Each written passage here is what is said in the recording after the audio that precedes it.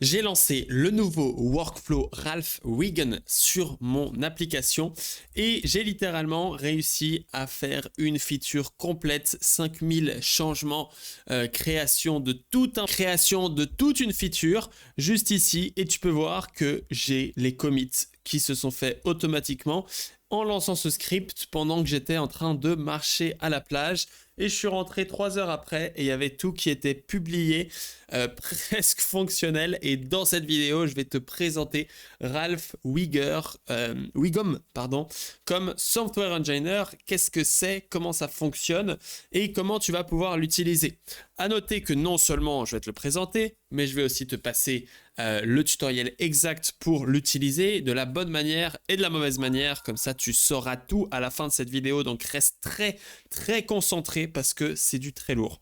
Alors, qu'est-ce que c'est Ralph Wiggum? J'ai trouvé ce site qui est le meilleur pour comprendre tout ça. En fait, un modèle qui va permettre d'automatiquement faire en sorte de réaliser des features qui potentiellement dépasseraient ton contexte Windows de manière autonome. Parce que de base, quand tu es avec Claude juste ici et que tu lances Claude, donc on verra ça après, hein. Quand tu lances Claude dans ton code comme ceci, tu atteins la contexte window juste ici et potentiellement l'IA va juste s'arrêter pour je sais pas quelle raison, etc. Donc si ça s'arrête, c'est la merde. Nous, ce qu'on va faire, c'est de se dire, maintenant, quand ça s'arrête, on ne va jamais s'arrêter et on va continuer encore et encore et encore et encore à l'infini jusqu'à que l'IA considère qu'elle a terminé son travail. Donc, qu'est-ce qu'on va faire? On va commencer par écrire un PRD, ce qui veut dire Product Required Document. Ça va être la fonctionnalité qu'on veut faire. Donc, typiquement, moi, dans mon application, juste ici, je t'expliquerai comment le faire après. Mais en attendant, on peut quand même voir, j'ai écrit un PRD.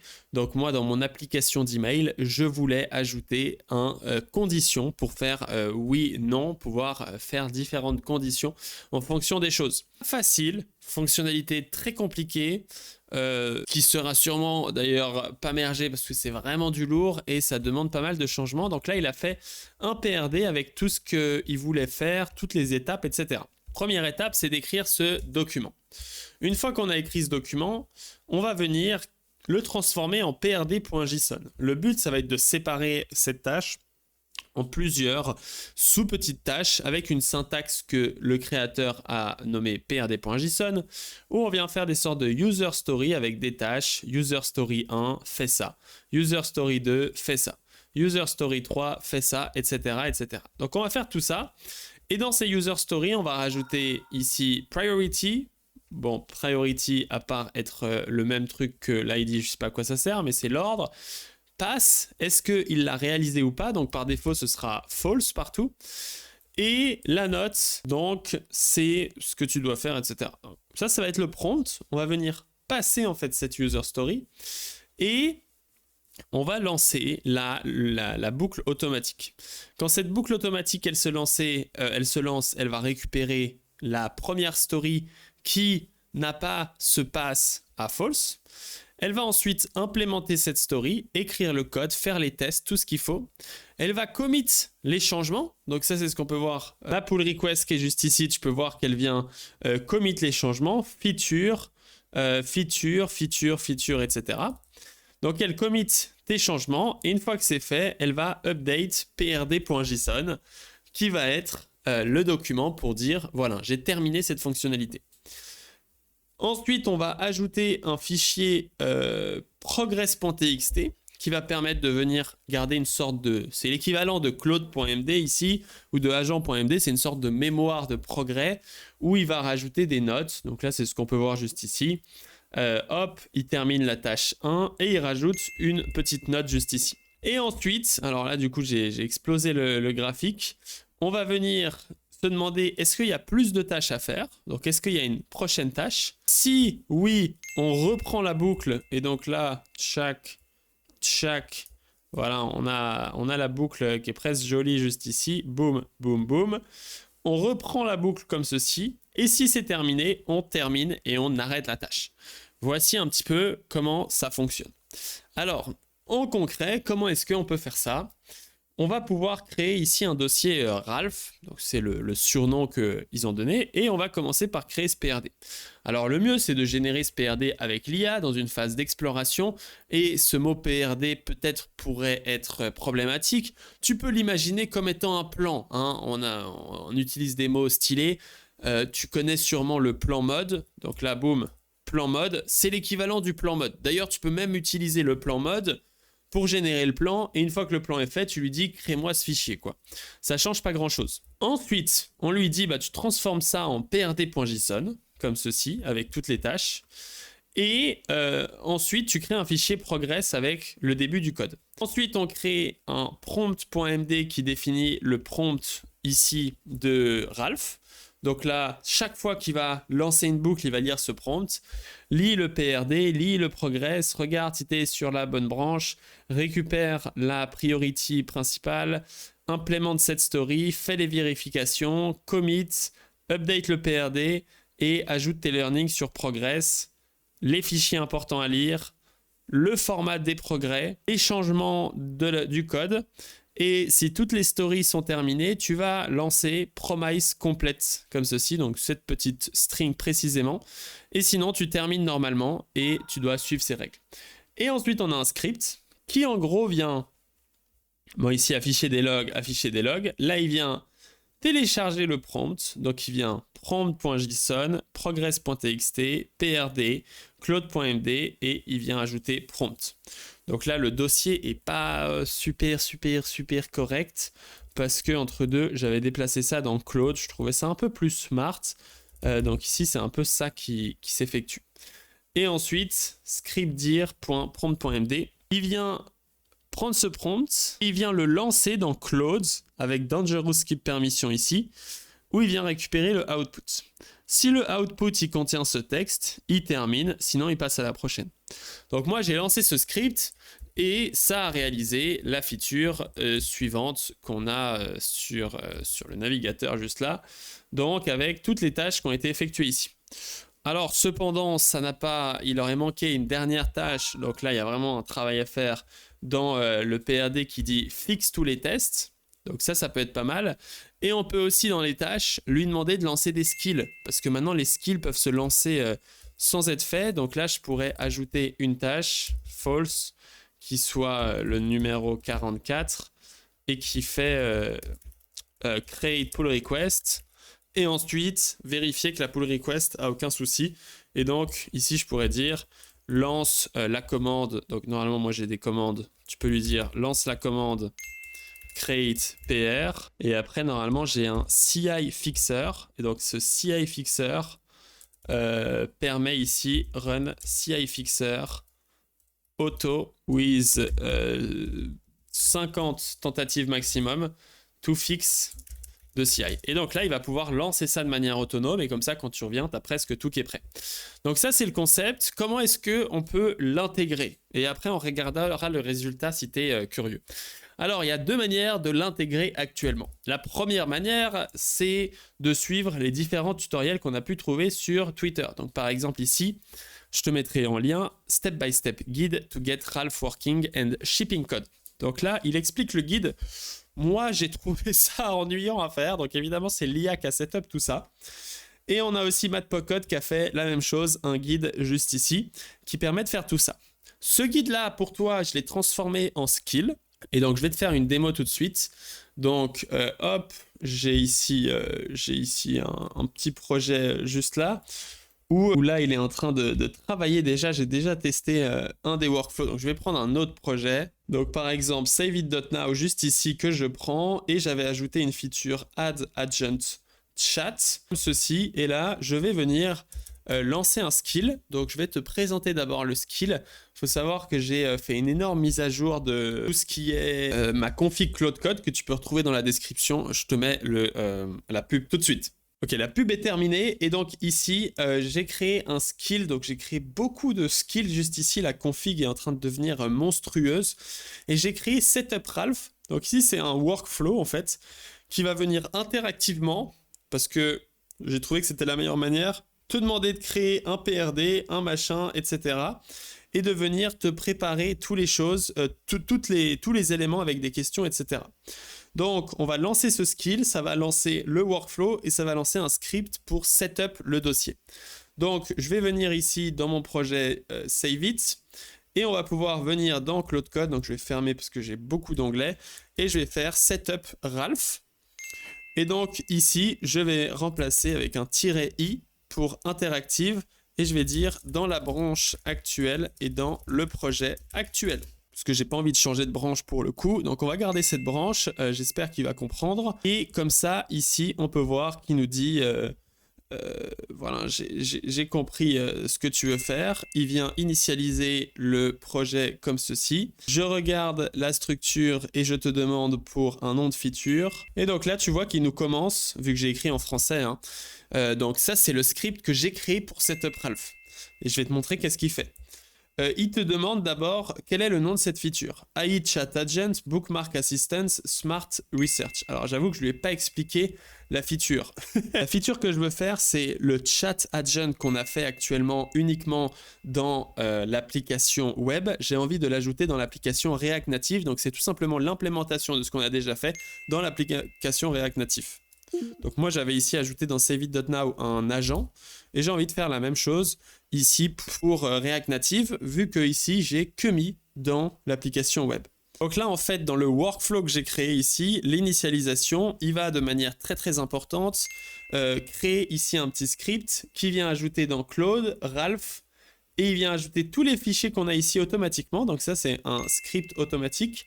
Il vient créer le ralph.sh. Il vient créer le prompt avec toutes les infos. Il vient créer le progress avec le bon nom, la feature, etc. Le PRD avec le PRD qu'on va devoir faire. Et le PRD.json avec la branche. Alors ici, il faudra quand même lui dire que je veux le faire dans cette branche actuelle. Mais donc là, ce qu'il va faire, c'est qu'il va explorer de manière autonome, parce que pour moi, créer tout ça, évidemment, c'est un travail que tu ne vas pas faire manuellement. Il va explorer le code pour lui-même remplir le PRD et tout ce qu'il faut. Donc ça va être la première étape, et je te retrouve quand il a terminé. Et donc là, une fois qu'il a terminé, il se dit « Ok, j'ai compris un peu ce que tu veux faire. Quel scope pour cette première version ?» Tous les tools, mode thinking, affichage des cartes comme le web. Et là, tu peux dire discutons-en d'abord. Ça va te permettre d'avoir un chat interactif pour débattre un peu avec Claude. Mais ici, moi, je lui dis fais la parité complète. Donc, le but, c'est d'être 100% autonome. Et donc là, je lui dis oui, c'est parti, on continue. Donc, tout ça, c'est moi qui l'ai créé dans le workflow. C'est une manière d'implémenter tout ça de manière automatique parce que je suis un vrai flemmard.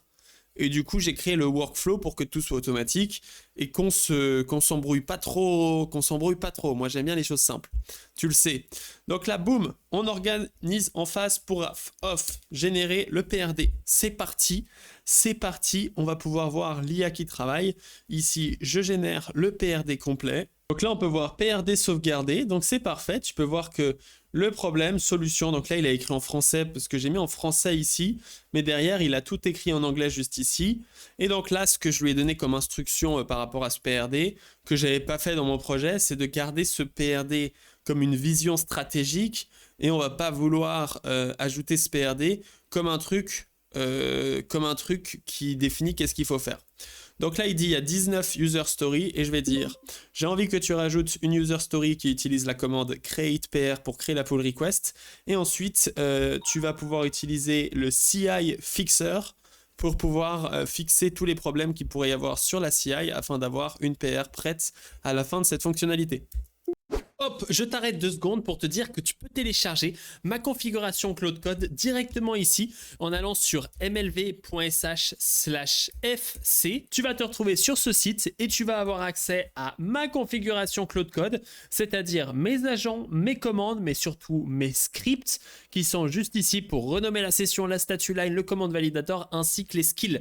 Donc, si tu cherches ça, sache que c'est le premier lien sous cette vidéo ou sur mlv.sh/fc. Donc donc là, je lui rajoute mon petit commentaire ici, ça va répondre à la question. Donc moi, j'aime beaucoup maintenant créer des workflows avec énormément de questions qui te font interagir. Alors normalement, il y a le paramètre auto qui permet de ne pas poser de questions et de y aller en mode YOLO. Mais ici, moi, j'aime quand même bien qu'il me pose des questions. Et donc juste ici, il nous dit, je vais sauvegarder le prd.json complet juste ici afin de réaliser tout ça.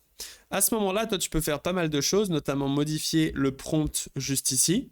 Donc, par défaut, moi, j'ai mis ce prompt sans trop changer, qui ajoute toutes les informations et qui vient faire tout ça. Mais toi, tu peux évidemment le changer et puis mettre ton prompt qui utilise un workflow, une commande ou à peu près tout ce que tu voudrais faire pour créer la fonctionnalité la plus dingo possible et les one-shots les plus zinzin. Donc là, il crée celui-ci, tu vois que ça vient pondre du token comme je sais pas quoi.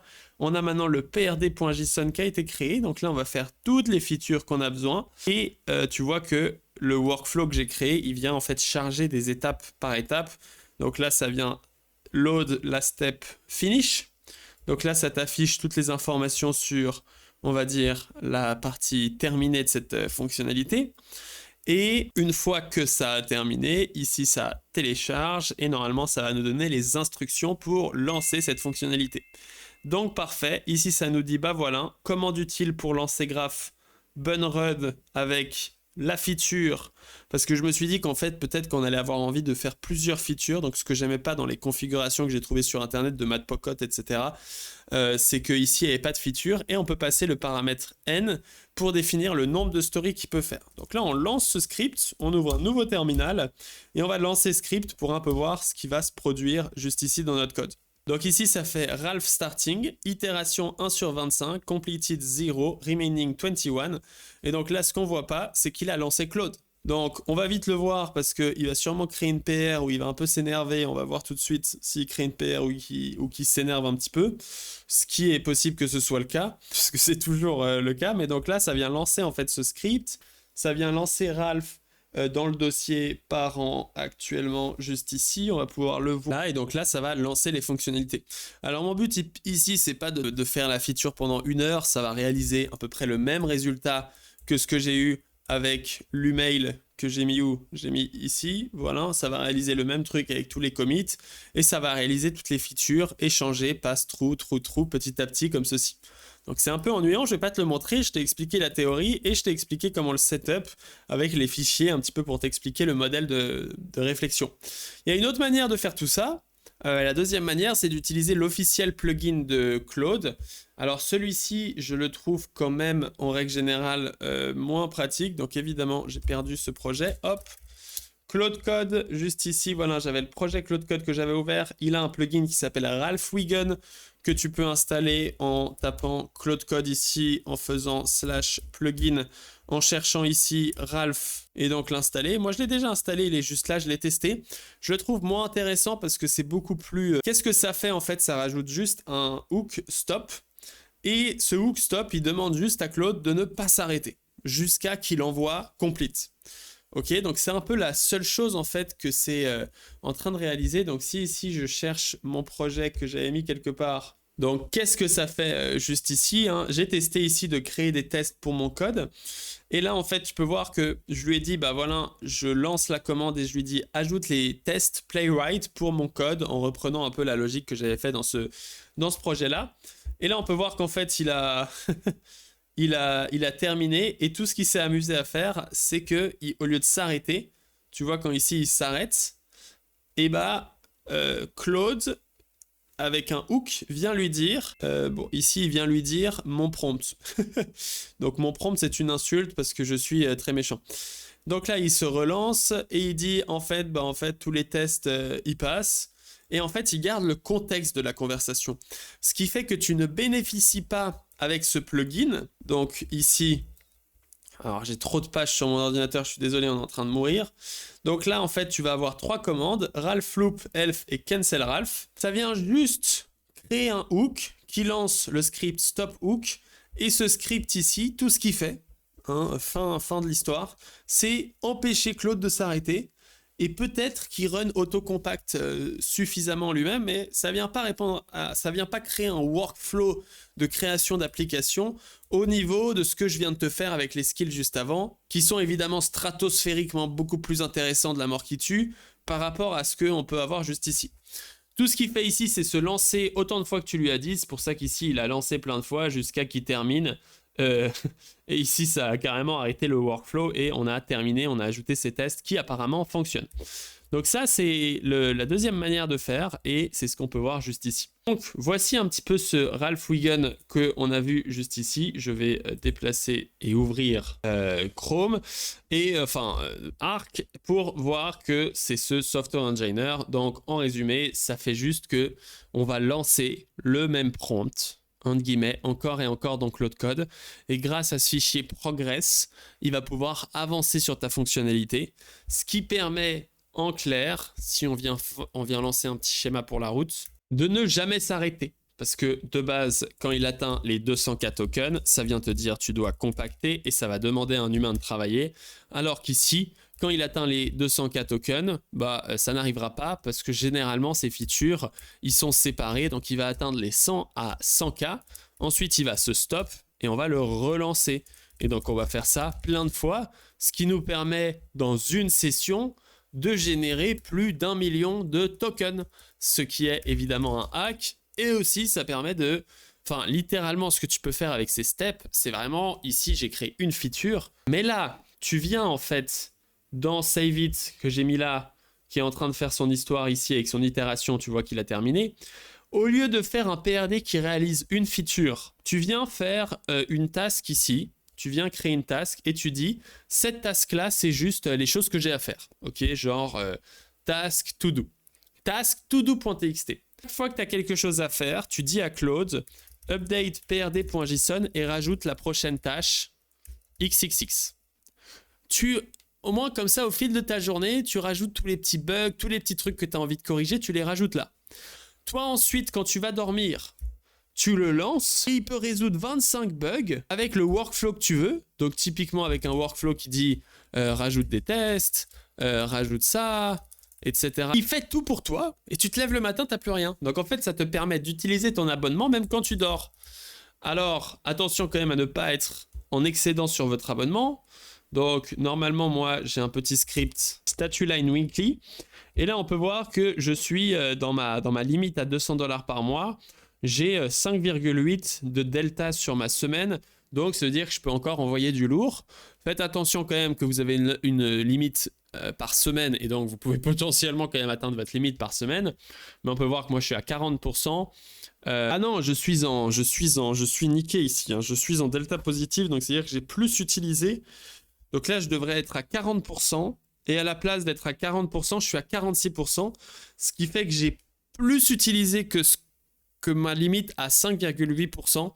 C'est-à-dire que si je continue sur cette même tâche, je vais atteindre la limite de mon abonnement mensuel avant la fin.